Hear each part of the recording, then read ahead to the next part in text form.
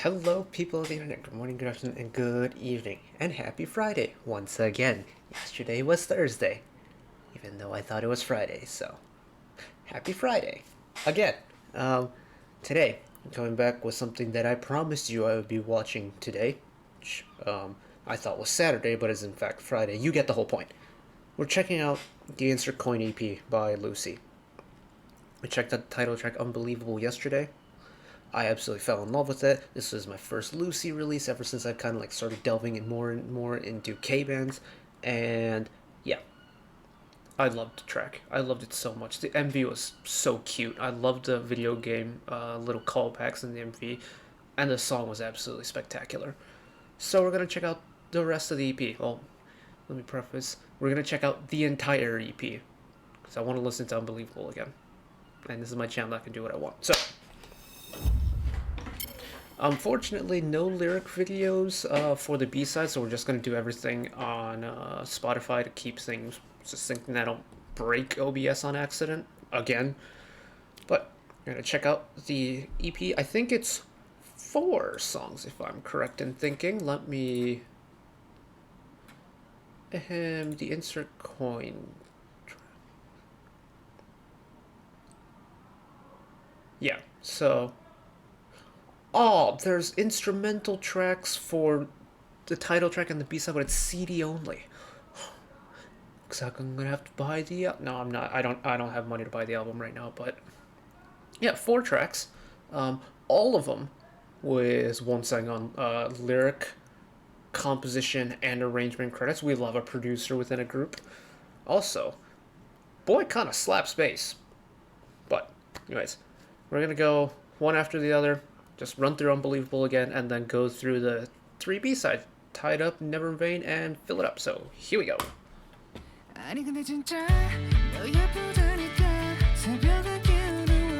This way I can actually talk about things I forgot to say yesterday.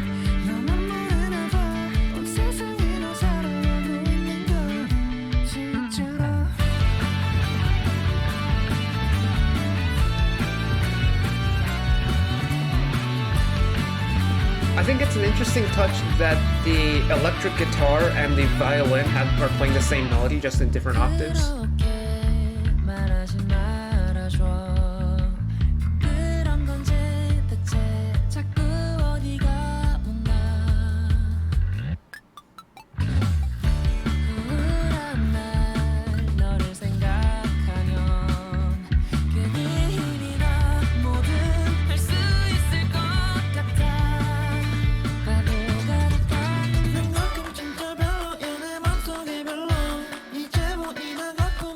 I think what I'm really digging about this song is that all the parts are never like really calm in a way. Like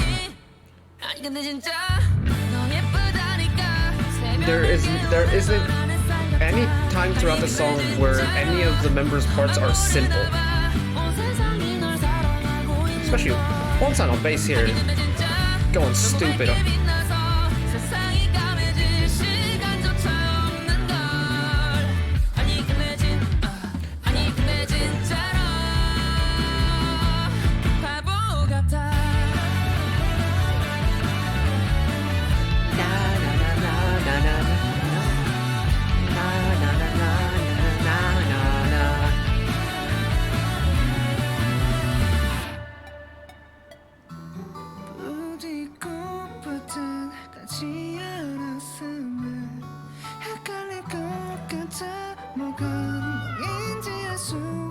That little wail from the electric guitar there. And now let the drum or the percussion part go crazy.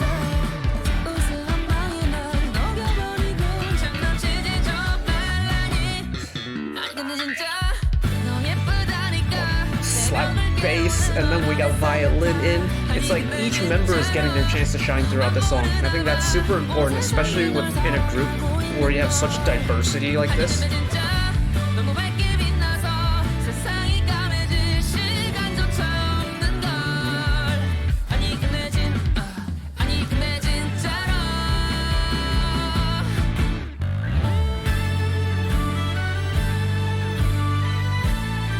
And this little interlude thing here is such a nice switch up of pace because the song has been pretty quick, but given like the kind of video game aesthetic, this does feel like the lead up into the final boss in a way.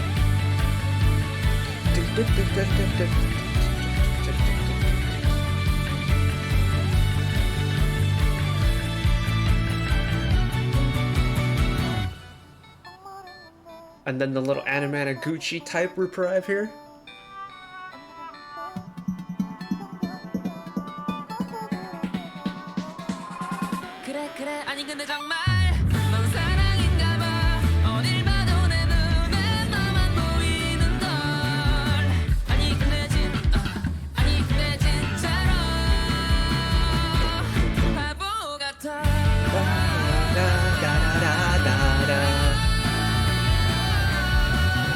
And then you get the vocals to pop off now.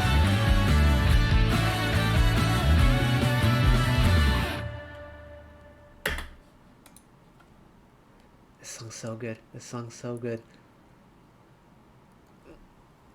This song reminds me of so many different, like, there's a lot going on with it, and like the little bits and pieces of the song remind me of so many different artists, and like all like the little musical tidbits that I really like. Like, especially this chorus reminds me a lot of, there's a J-pop group called, I think they're called Sumika. They have a song called, I think it's Sumika's Fiction, right? Yeah, so the artist's name is Sumika. Off of their 2019 Chime album, have a song called Fiction, which was used as the opening for the drama, or the anime adaptation of the manga Otaku ni Koi o Muzukashi, or Otakoi. And that song kind of has very similar vibes in the way where it's, you know, very upbeat. It's, you know, kind of like a pop band type of music. You get really busy instrumentals. The melody is super bright and catchy. Got that kind of vibe to it. Then you have the whole video game aspect, and it reminds me so much of like video game oriented EDM artists like Approaching Nirvana, maybe a little bit of Tobu, a little bit of Anamanaguchi. There's just so many little callbacks from groups that I enjoy listening to outside of K-pop that this like Unbelievable by Lucy has, and it's just, oh. All right, enough fawning over this song. Here we go. Tied Up.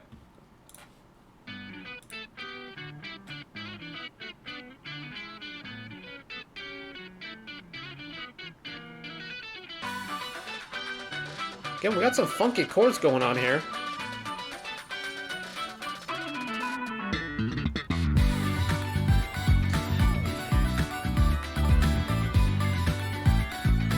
Chiptone introduction, so they're really leaning into this video game thing for this album. I quite like that. We're hitting the brakes a little bit though, it's a little bit chiller.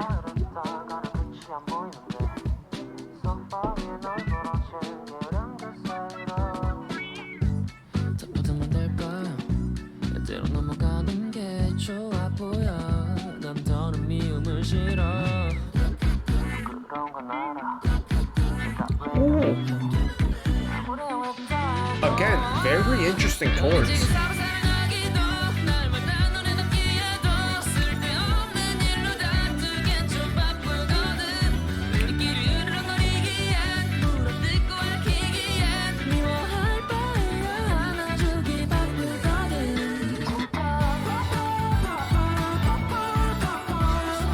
Ooh.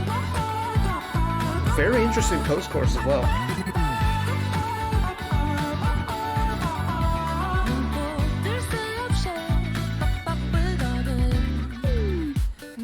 Again, they're pulling, like, kind of like killing parts within this song. I can pull traces from other, like, non-K-pop artists and their music that I really like. Like, we'll talk about it later, but it's making the song, like, easy to like because it's having so many little bits and pieces of other songs that I really enjoy listening to.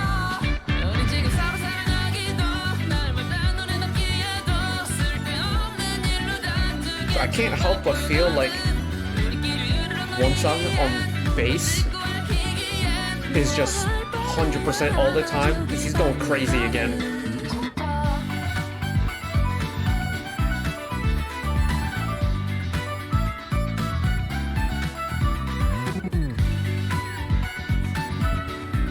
Interesting choice, filtering the violin to make it sound like a little bit of a different instrument, and then adding chiptune beneath it as well.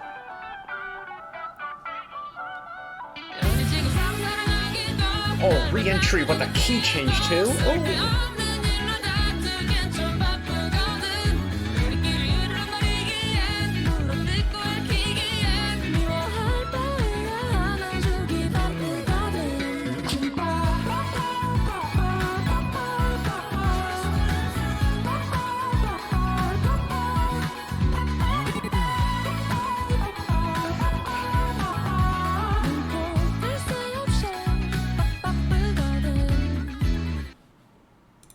Ooh, okay. I like it a lot. It's this one's giving me more kind of like think open world JRPG, like you're taking a stroll through town type of song is what Tied Up is. Ooh, I like it. I like it a lot. I like that the production team behind like the group is, I mean, it's very clear based off of the like composition and arrangement credits and things like that that it's not just Wonsang behind it, but like you can kind of tell just by listening to it. Like I'm not very familiar with Lucy's discography in a way, but you can tell that it's a member writing all the music, or at least has a big hand in writing all the music, because they're playing to each, like the song is playing to each member's strengths in every single song. Or like, mind you, I've only listened to 2 songs so far, but it's really hitting at like the key points of every single member, and I think that's super neat, especially in a group as diverse, like sound wise, in terms of their instruments as Lucy are. Like a violin is a very high instrument in terms of pitch, but you can do a lot of things with it, especially with like electric violin and then, you know, plugging it into some kind of mixing software and then adding little effects here and there, like with this song. They made it sound less of a violin and more kind of like how there's a genre of EDM that's really heavily based around Chinese instruments in a way. That's got very similar sound style. Let's see if I can find it. Oh, this is gonna be tough.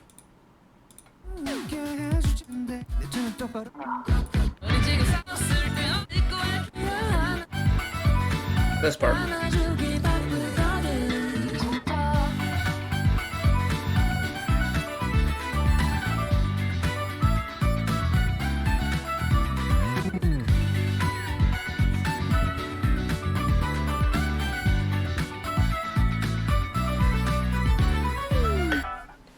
Like that sounds very similar to me to, oh my goodness, give me like 2 seconds to actually try and find it.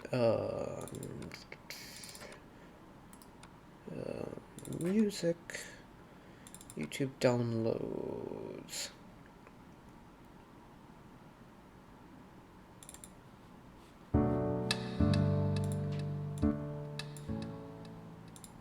So this is like the genre of like EDM I was talking about, but listen to the instrumental here.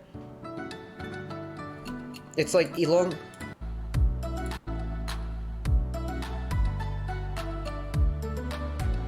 It's like that instrumental filtered into the violin, and so you have the elongatedness of a like bowed violin, but you have kind of like the pluckiness and the reverbness of a non-traditional violin sound. But you also pair it with this video game like 8-bit like chip tone sound, and then it turns into something completely different. I think that's super clever. Production team going wild on this. I like it. It doesn't feel too heavily engineered at all either, which I think is very good. All right, next song, Never in Vain. Ooh. A little bit of a darker feel, kind of like. Oh, this was not the direction I thought it was. I thought it was gonna be like more like dungeon crawler type if we're going like video game terms. I'll be calling your name, apply myself every day. These memories, no say, they just make me feel with you. And look, we're against the wall and you. That was a big riser and it went into a massive anti-drop. Okay. The black sky was full of scars, but you were my darkness overnight. Our love was never in vain.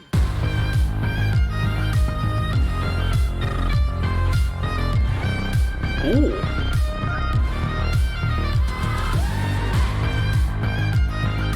This one is definitely giving off like infernal dungeon crawling vibes for sure. Set it by tonight. Even shadows around me have nothing to say to you. I'll be calling your name, apply myself every day. These memories, no say, they just make me feel with you. I love that lingering, like constant violence on the background there. Replace it with the bass. On the violence mix, or not the violin, the bass is mixed really far forward in this one. When you're down and when you fall, you know I won't let you go. And look against the wall. And again, the pre-chorus is a massive anti-drop. I think that's super cool.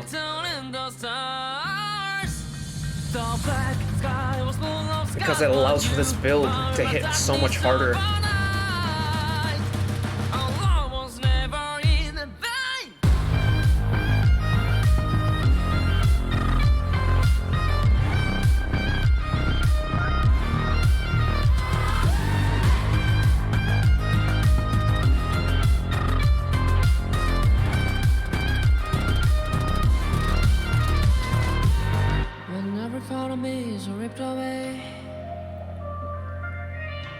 Oh, and goes super atmospheric with this bridge.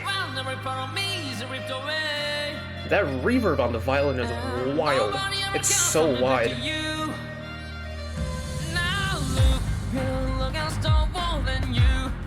I like the drum part is really heavy on the snare. It gives it kind of like an almost military feel to it.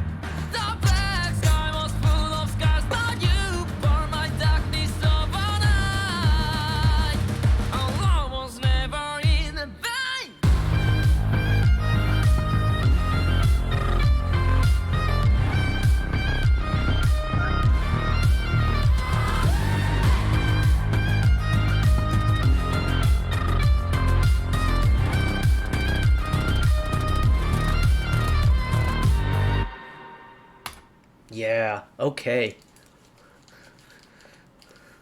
Because this is like really heavily riding on the whole video game thing, it makes describing this album so much easier. As someone who really likes a wide variety of video games as well, much like with music, it really does kind of paint the picture of like being in a video game in a way, where the title track, like Unbelievable, kind of feels like it's the video game's like main opus in a way, right? It tells the entire story, it gets the player hyped about the game. Tied Up, contrary to like what the title says, it kind of feels like what you get in the background when you have like free reign in an open world game to explore. Never in Vain feels like the type of music you hear when you first encounter like a dungeon or like a cave diving element within a video game, where it's like you're going to fight, you're going to have your obligatory like first interaction with the main enemy type of thing, you know, lots of reds and blacks, going down a dark cave, lots of monsters to battle, that kind of feel. Where is Fill It Up going to go then? This could go many different places if we're sticking with the video game thing, so.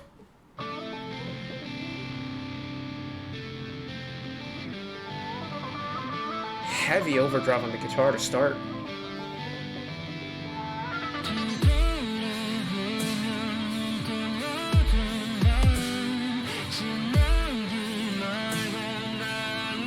This beat's gonna pick up, isn't it?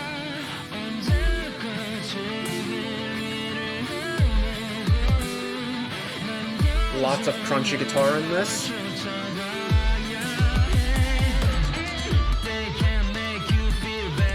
No, it isn't. It's going to stick at this pace. Okay.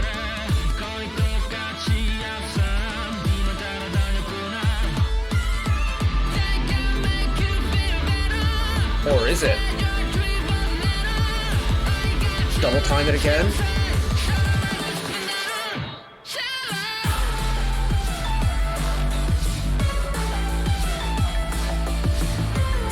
Okay, we got the nighttime racing element.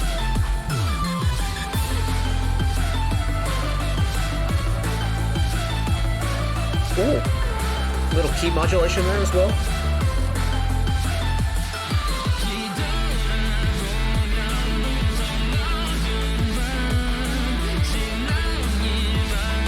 Oh yeah, this is definitely giving high action nighttime action music, like urban nighttime action, kind of like cyberpunk, free running across buildings, you know.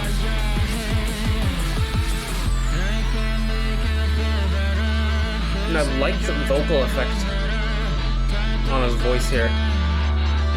It really fits the aesthetic of the song. I think it fits better than if it was unfiltered.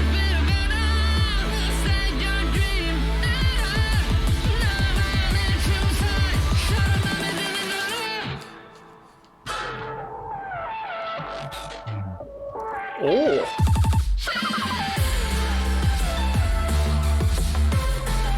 That was a cool delayed drop. They held it for so long.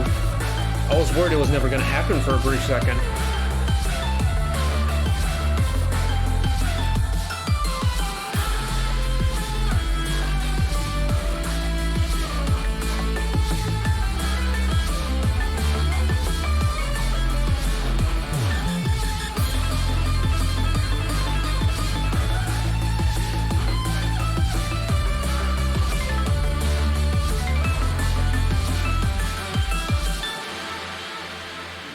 Was that entire thing a Ye-chan violin solo?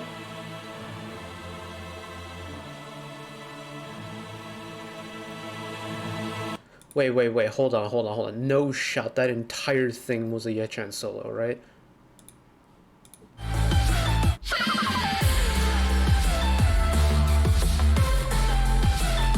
Okay, this is the end of the post-chorus.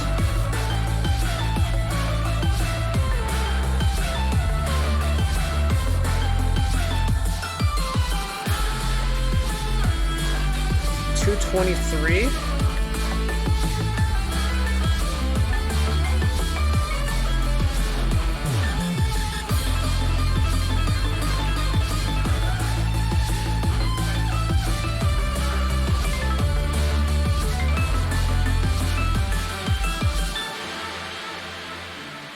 That was essentially a 22-second solo to finish the song.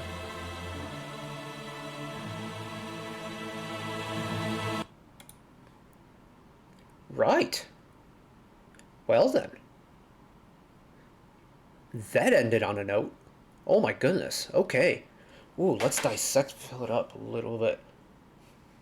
I do really like the high pace, like the really high energy of the song.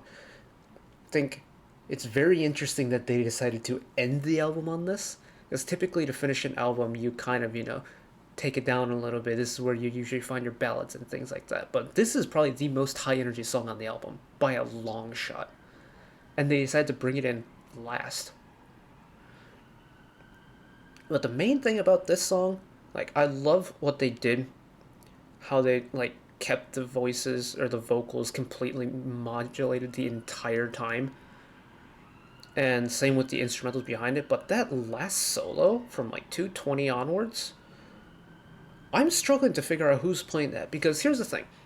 When you take an instrument and you add tons of like filters and you modulate the tone a little bit and you mess around with it, you can change an instrument to sound like something completely different. But the thing with the instrument lineup for Lucy is it can very well be anybody that's playing that solo. Like, if you play hop up high on a fretless bass, or even on a fretted bass, and then you add enough filters to it, you can make it sound like a guitar solo.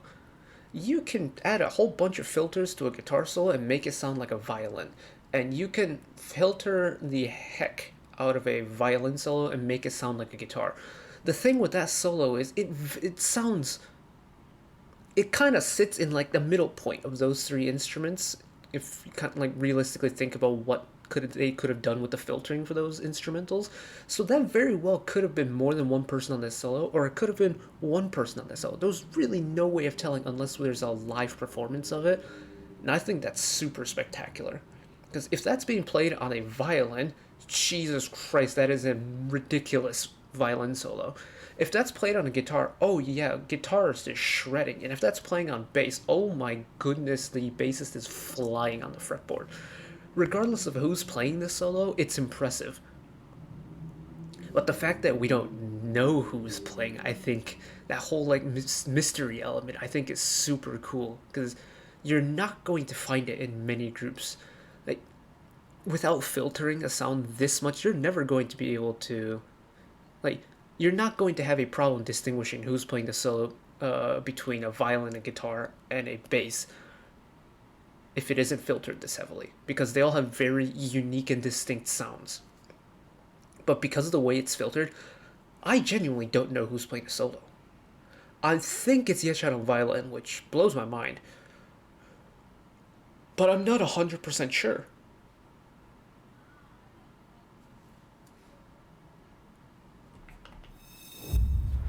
Oh my goodness. I am shooketh to the core. This is fun, isn't it? This is really fun. Oh. Man, why did it take me so long to get into this group? Because the first time I ever found out about Lucy, I think was... I'm trying to... let me look back through it.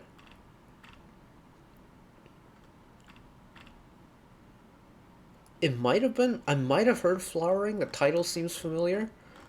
But, like, the clear-cut answer is the OST they did for Rookie Cops, the show with Chase Subin and Kang Daniel in it last year.